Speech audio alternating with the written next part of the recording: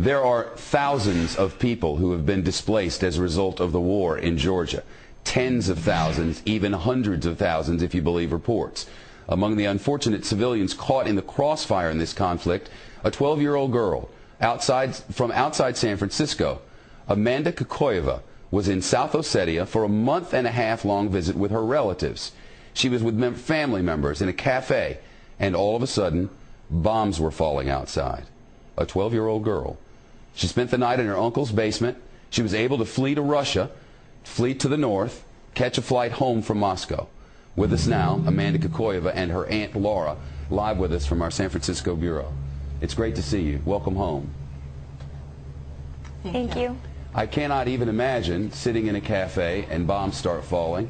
I mean, I've been to wars where that happens, but when you were there wasn't really a war happening. It started when you were there. Describe for us what that was like. It was really scary. I didn't know what was happening. We were just sitting normally, and everybody from outside started running in, and it was just so scary. Where did you go? What did you do? We called my uncle on the restaurant house phone because our cell phones weren't working. And so we called him, and he came to pick us up and drove us to his house. We ended up spending the night in the basement. Were there bombs falling all the while? I didn't see any. But before I say anything else, I just want to say that I was running from Georgian troops bombing our city, not Russian troops. I want to say thank you to the Russian troops that were helping us out. Where is your family now, and how are they? Some of my cousins, aunts, and uncles are in North Ossetia right now, and they are safe. But my grandma and some of my aunts and uncles are still back there, and I don't know. We don't have any contact with them. I don't know if they're alive or anything. Wow, I know your aunt is with you. This I cannot even imagine. I mean, seeing a 12-year-old go through all of this, it must have been horrifying.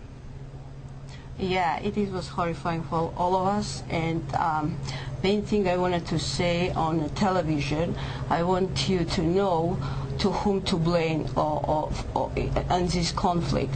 That's Mr. Saakashvili, who started this war, and Mr. Saakashvili, who is aggressor, and who in 2 days my people, Ossetian people, were killed and were bombed, and 2,000 people were killed in 1 day. And that's what I am against. I would never cut you off. Unfortunately, a commercial break will take us there in 4 seconds, whether we like it or not. I'll bring you back after the commercial. You don't want to hear that. I'll be right back with you. Stay by. Back with us from San Francisco. This program ends in less than a minute, but I want to give you 30 seconds to complete your thought. So go ahead. Yes, my house is burned in South Ossetia, where I lived, and we can blame only one person, and Georgian government. I'm not blaming Georgian people. I'm blaming Georgian government, and he has to resign. Well, that's certainly what the Russians want. If I had more time, you would get it, but I have but 5 seconds. Thank you both. The young girl's a hero in San Francisco, and understandably, there are gray areas in war.